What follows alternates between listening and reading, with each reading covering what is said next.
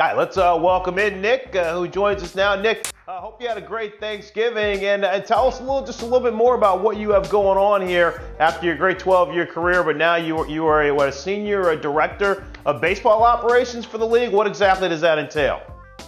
Yeah, happy Thanksgiving, guys. Great to be with you this morning. Yeah, so after I was done playing, Chris Young, who's the president of baseball ops, now called me and said, I have a great way to transition for you to stay in the game, have a great impact moving forward, and just starting that process with him, trying to build out something in the league office that MLB or the NHL has, the NBA has, and the NFL has of former players giving on-field perspective for policy decisions being made. So that's kind of my role, and try to help grow the game.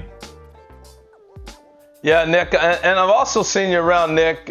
Really having a chance to play at a number of different teams has really allowed you to have a lot of relationships in the game with the players too, and being able to forge those relationships. How important has that been to keep those relationships alive and utilize those in the front office as well?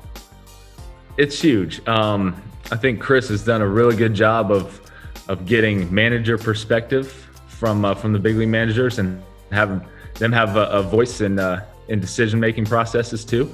And it's important that the players, the on-field perspective gets heard at the highest levels. So that's kind of our role in this, to go out there and grow the game and help relationships, and then get on-field, give on-field perspective to people making those policy decisions.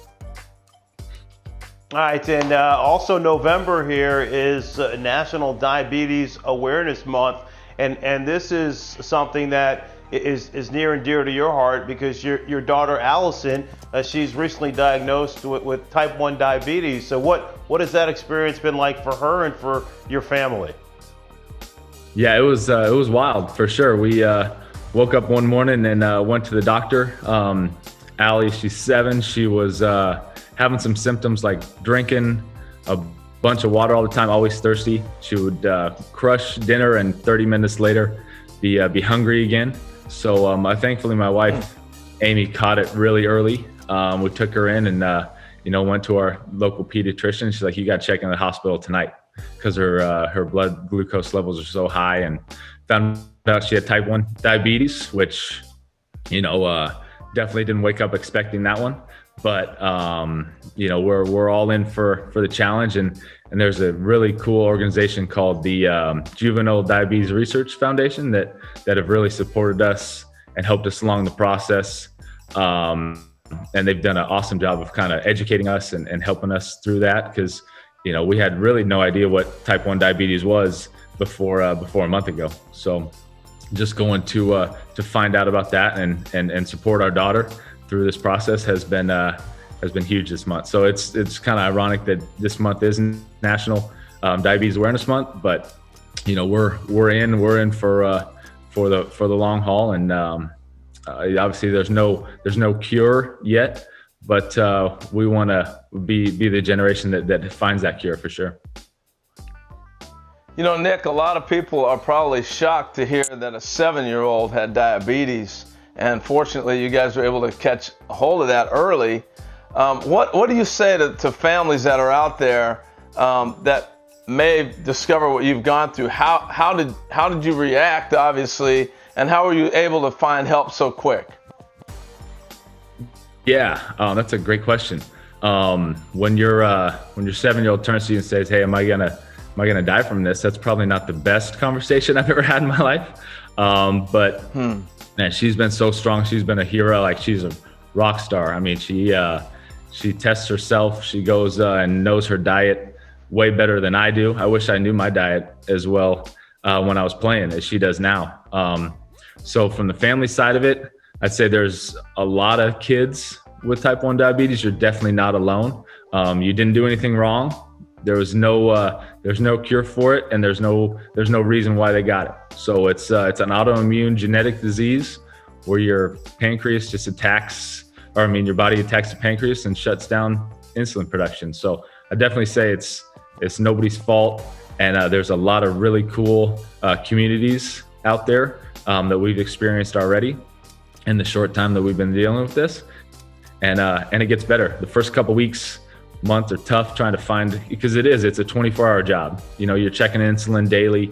You're finding the right numbers, finding the right diets, making sure she eats the proper foods. But it definitely gets better. The technology and the research are unbelievable. There's a lot of positive movement going behind type 1 diabetes. So that's exciting.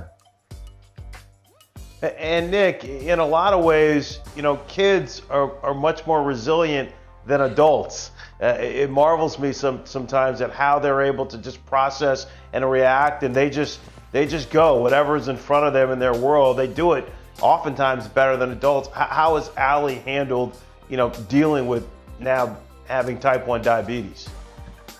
Yeah, I've been so thankful. Me and my wife have been so thankful that she's been so strong. She loves, you know, teaching her little sister about it. Her friends at school ask about it all the time.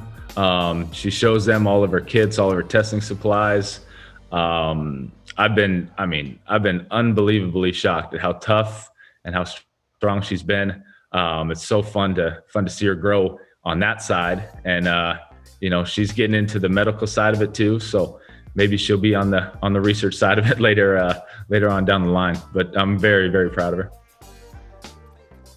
Well, Nick, thanks for bringing this and making this aware to us. I know there's a lot of people sitting around. If it's not your family, maybe it's somebody else who's being affected by this. So thank you. But before I let you go, we were talking off air a little bit. I knew you were a Northwest kid and you grew up mainly going to high school in the state of Washington, but I didn't know you were born in Corvallis, Oregon. So tell me about your story of Corvallis and how long you were there. Yeah, so my dad was a college football coach. He just retired. He's coached for 41 years. He was a defensive coordinator for the Beavs in the 80s. And me and my older brother were born there. Still have a lot of family up in the Northwest, up in the Portland area. Just saw the Beavs knock off the Ducks last week in the Civil War. Awesome to see all that excitement in Corvallis, and definitely need to get back there with you together. I want to get the tour from you one of these days. Come here, bud. Oh yeah, I'll show you around Corvallis, no doubt about it. Gill Coliseum to Research Field, to you name it. So yeah, that's pretty cool, man. Joe Avezzano and Craig Thorpe were the coaches, and he was the defensive coordinator for them. So that's impressive stuff. It was awesome. And Allie wanted to come. She wanted to wake up early. She's got school later today. She wanted to wake up early. Hey, Allie, how are you? Look at her. That's awesome, man. Allie, we're so proud of you and what you've been able to do and figure out already. I don't know if you can hear me or not, if your dad's got an earpiece in, but he can translate it for you and let you know. Yeah. Thank you. Awesome to see you guys. All right, too, guys. Nick. Thank you. Well, enjoy the day. And Nick, we appreciate you spending a little time with us, and Allie as well.